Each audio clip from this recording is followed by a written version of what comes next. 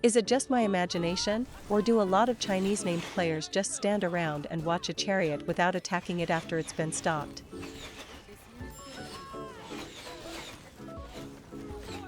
Hello everyone. In this video, I'll be taking an in-depth look at the Demesne Javelineers. In a previous video, I recommended the Pike Militia as an easy-to-use option for beginners. However, a lot of players who are good at being afraid of enemies that don't exist often let the tank get away. So, I'm going to investigate whether it's possible to destroy a chariot solo with enough time, without relying on such cowards. Let's get started.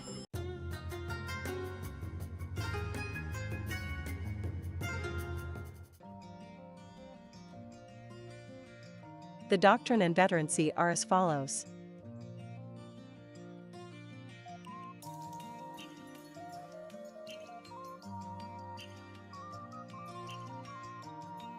This movement reduction debuff is particularly useful and very effective against chariots. This is a unit that throws javelins from slightly behind the front line. However, they are weak in melee combat as they have no close combat skills. Their main roles were to whittle down block units near the front, destroy bridges and walls, and kill heroes. With the introduction of chariots, they've taken on the added role of stopping their movement. This unit has two main skills. The first is the main skill, Throw Javelin. They throw javelins at nearby enemy units or heroes. The unit prioritizes heroes, and a hero can be killed with a single shot if hit. The second skill is Directed Throw. You designate an area and then throw javelins. The javelins tend to spread out, making it unsuitable for killing heroes. However, compared to other throwing units, the cooldown is short, making it very easy to use. The cooldown is only 8 seconds. These skills share a cooldown, and using one will trigger a cooldown for both. I was able to capture the movement, so I'll try to see if it's possible to destroy the chariot.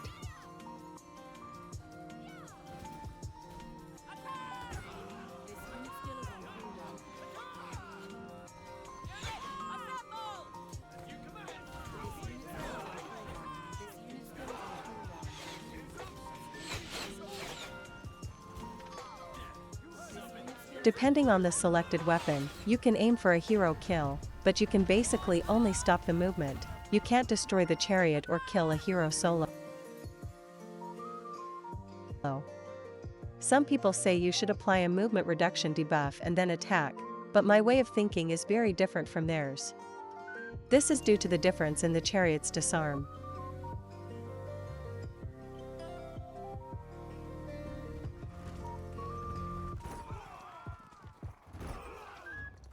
Knockback effect, effective.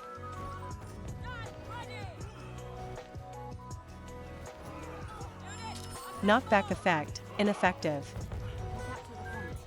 This means that a certain movement speed is required to trigger the knockback effect, and it can be nullified with a movement speed reduction debuff of 75% or more. This means you can safely and easily target them from a back route. Unfortunately, many people mistakenly believe they are contributing by applying a movement reduction debuff that has little effect.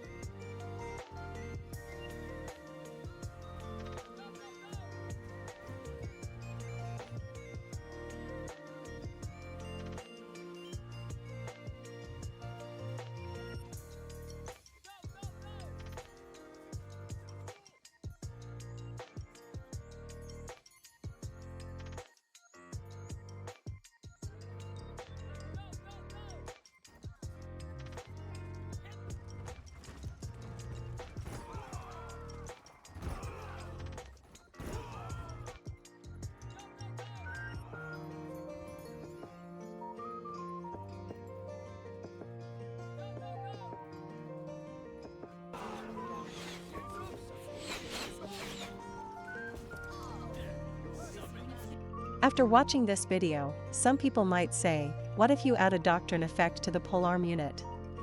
But that's impossible. This is because the maximum is fixed at 60%, and setting a doctrine will not increase the debuff effect. Next, let's look at the difference in debuffs from hero weapons.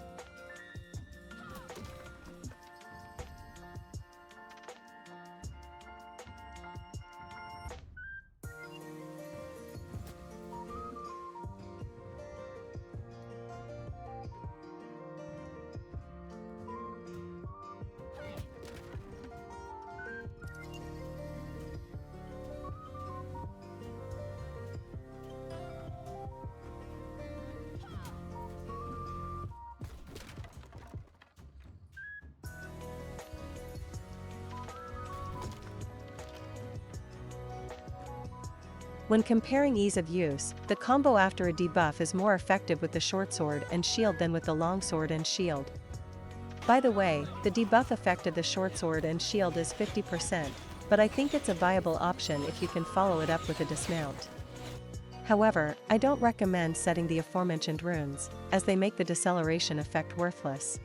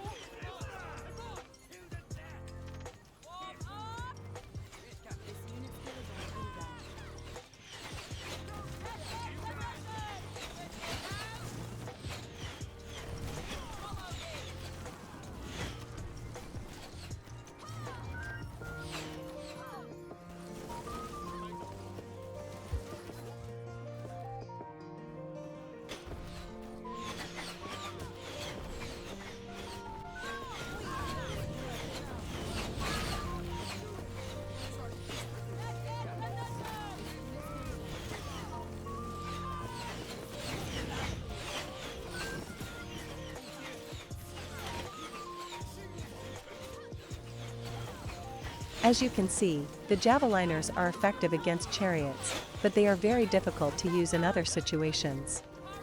Picking a high cost, the Javelineers are out of the question. I tried out their usability this time, and the conclusion is that they are acceptable as a spare unit. Javelineers do not function as a fighting force, so it's better to bring a damage-dealing unit. It's more stable to let the hero handle the debuffs and let a damage unit do the chipping.